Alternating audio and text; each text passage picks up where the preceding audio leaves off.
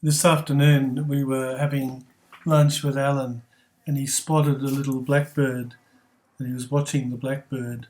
And there's the blackbird on the fence and he spotted it flying off and coming back and flying off and coming back. And eventually he saw it go into our rose bush. And on investigation, he had a look into the rose bush and sure enough, there was a little nest with 4 little blackbirds in it.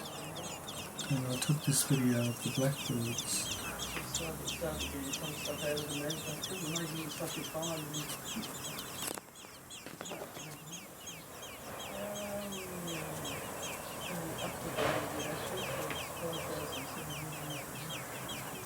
It's got on the Brave. Then Alan decided to pick up the electric bagpipe and have a little bit of a go at the electric bagpipe.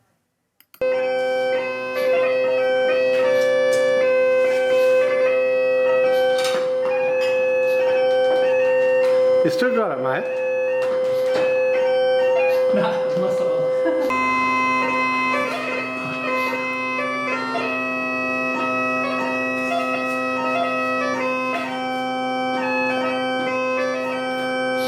No, just can't remember.